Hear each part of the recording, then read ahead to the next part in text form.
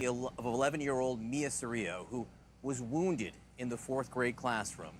Mia wants the world to know what she saw, what she lived through. But Mia is so scared of men right now because of what happened that she only feels comfortable speaking with women.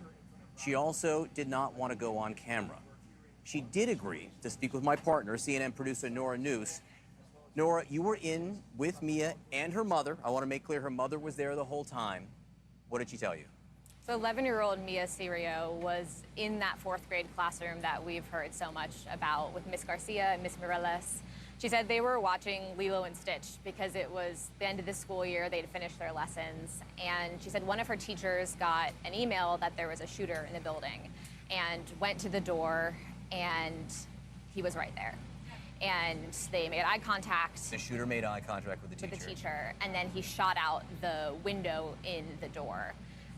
And then Mia says it just happened all so fast. He backed the teacher into the classroom, and he made eye contact with the teacher again, looked her right in the eye, and said, "Good night," and then shot her and killed her. He said good night before he shot her. Good night. And then it happened pretty fast after that as well. He started open firing in the classroom. He hit the other teacher, a lot of Mia's friends. At that point, Mia was hit by fragments of the bullets. You could even see them yesterday. I mean, on her back, on her shoulders, the back of her head. The shooter then, she says, went into the adjoining classroom. Yeah, so he went through this door to the adjoining classroom, and at that point, Mia could hear screams. She heard a lot more gunfire. And then she said she heard music. She thinks it was the gunman that put it on. He started blasting sad music. And I asked her, like, what was that? Like, what kind of music? What do you mean by that? And she just said, it sounded like I want people to die music. She said she heard music. She said it sounded like I want people to die music. What did Mia do then? So she had a friend next to her that she was pretty sure was already dead and was laying on the ground bleeding out.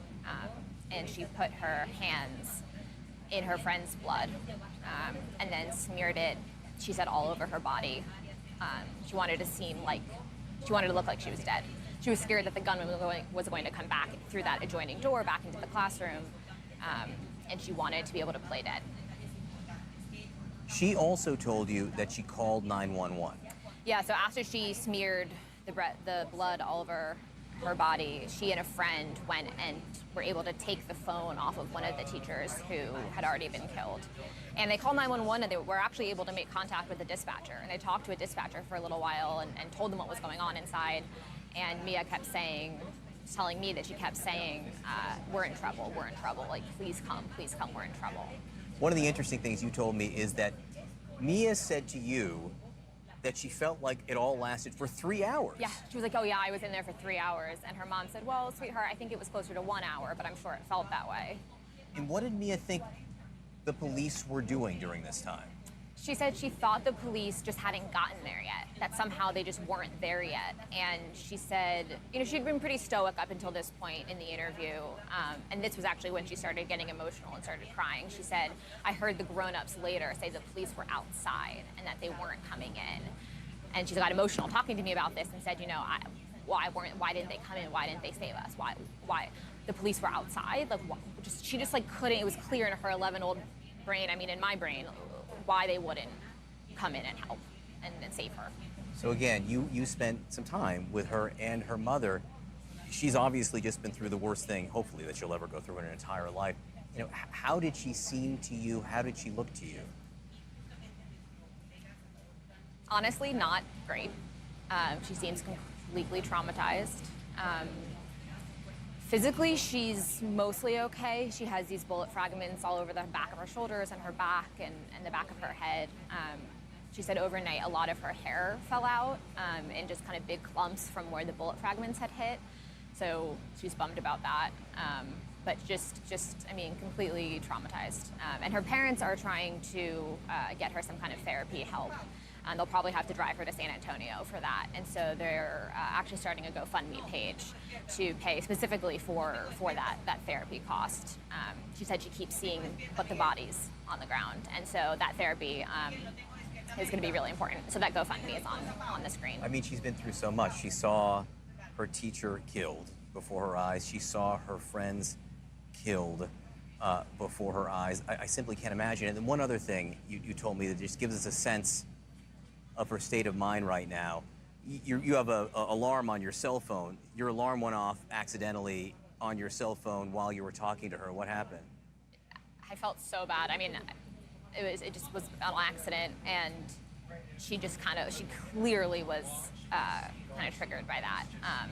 And her mom said, you know, that's been happening a lot. They were at a car wash yesterday and went to vacuum out the car, and it completely set her off.